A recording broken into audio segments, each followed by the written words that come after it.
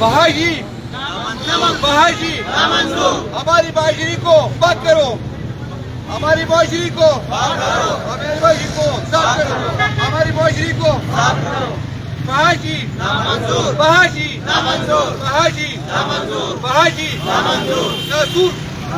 बहाजी नासूर बहाजी नासूर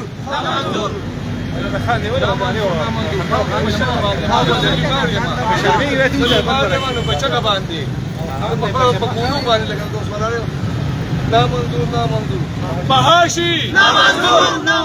बहाशी बहाशी बंद करो बंद करो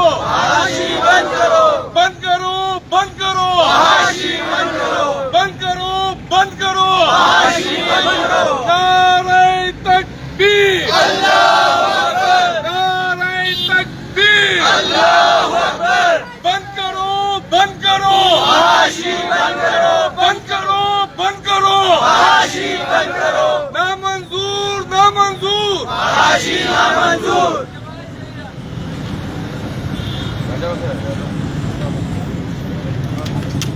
تكونكو تصوري دا خواجه سره خلاف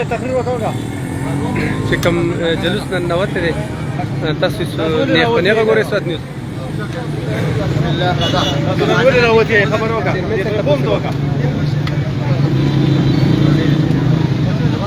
بسم الله الرحمن الرحیم. شروع کوم په نام د خدای چې ډیر بخښونکی او مهربان دی.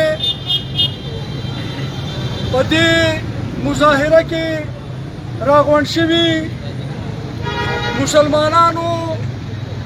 او د فحاشۍ خلاف ځوانانو امپلونو ستاسو ډیره شکریا ادا کوم چې تاسو په یو شارټ خبره باندې په شارټ نوټس باندې دې مظاهرې ته حاضر شوئ. دوستانو زموږ په دې منګوره کې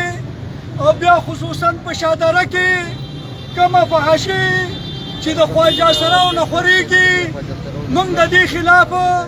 راوتي یو مظاهره مخکې کړې ده او دا یو زموږ اخرنۍ مظاهره ده. د دې مظاهرې د وجې نه کوم چې زموږ د شادرې ماشومان دي جوانان دي دا جوانان نن سبا په دې فحاشۍ باندې خرابېږي.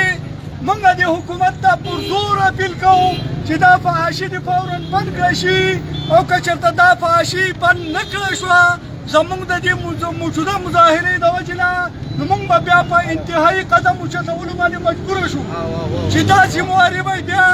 په موجوده حکومت وي او په موجوده انتظامیه به وي. دوستانو دا خبره موږ واضحه کول غواړو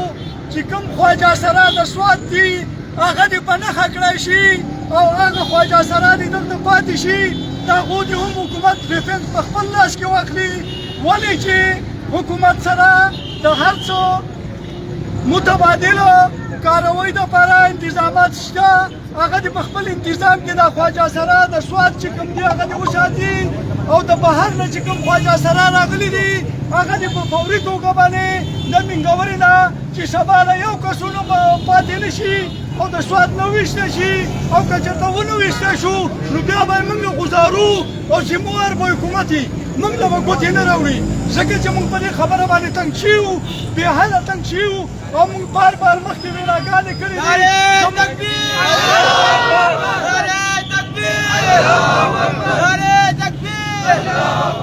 دوستانو نن سبا په پاکستان مین تاسو ته معلوم دي په پاکستان مین څه وایي زه په پاکستان مین یم زما له پاکستان سره مینه ده خو ما له د وزیر اعظمۍ کرسۍ راکړه یلکه وروره په پاکستان زه مین یم چې د چوکرو سره او د ټماټرو سره ډوډۍ چوکه کومه خورم زه بیا پاکستان زنده‌باد وایم. ته په کرسۍ مین یې قوم دې تباه کو قوم مه تباه کوه دا واورئ ګوره د ملک واکدارانو چې قوم دې پوځې له راغلی دی او موږ به راوځو زموږ لیډینګ به موږ په خپله کوو. موږ ته د پاکستان تمام لیډران نامنظوره دي ولې چې دا ټول زړه پورې ټول غله دي دا غله موږ د پاکستان آرمي ته زه په ذات خود هم دا اپیل کوم چې آرمي دا ټول سیاستدانان راجمع کړه او د پاکستان چې څومره قرضه ده دا د دونه واخله او که نه یې درکوي سمندر ته یې گذار کړه دا ملک پاک کوي دا مظلومانان چې کوم دی دا په کورونو کې په قلاره کې نه وي او د دو په حالاتو باندې رحم وکړئ خبره کوو